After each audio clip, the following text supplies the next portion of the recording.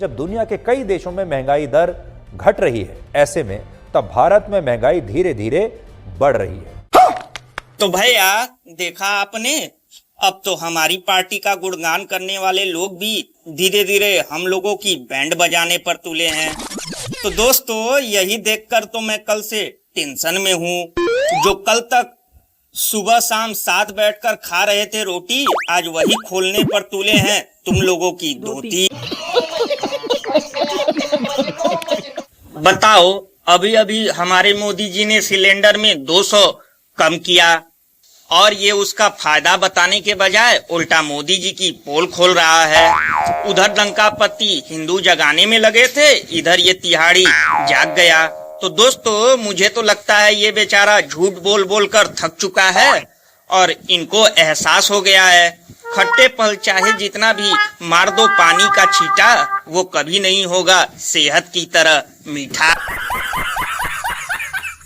अरे रुको जरा, सब्र करो। वैसे दोस्तों मुझे तो लगता है इस पर सीमा हैदर ने काला जादू कर दिया है।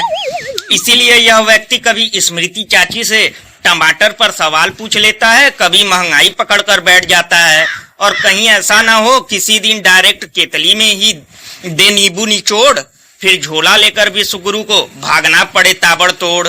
ये बड़ी अच्छी बात कही आप। वैसे दोस्तों मैं भी यही सोचकर कल से हंस रहा हूँ कि जो व्यक्ति रोने के फायदे और हंसने के नुकसान गिनवा सकता है, वो आज अचानक महंगाई जैसे मुद्दे पर इतना गंभीर। अगर ऐसे सभी लोग सवाल पूछने लगे तब तो झोला उठाकर चल देगा फकीर। और अभी तो रुको, क्लाइमैक्स अभी बाकी है। इंटरनेशनल मामला है, स्टॉक मार्केट को इन्फ्लेट किया जा रहा है। इन्फ्लेट करने के बाद उससे हिंदुस्तान के एसेट्स खरीदे जा रहे हैं। फॉरेन न्यूज़पेपर ने साफ कहा है, wealthy Indian family with links to Modi.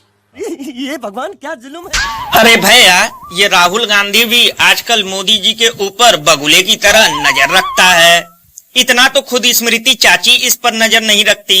कभी मणिपुर पर सवाल पूछ लेता है, कभी चीन पे सवाल पूछ लेता है, कभी मित्रता, कभी अडानी, जिसे सुनकर सूख जाता है गला और याद आ जाता है पानी। लल्लन भैया ये तो होगा ही, क्योंकि इनके पास सारी समस्याओं का समाधान है, फिर भी चल रही है नौटंकी की दुकान है। क्योंकि विश्व गुरु कहते हैं किसी भी भ्रष्टाचार घोटालेबाज और टोपीबाज को नहीं छोड़ा जाएगा।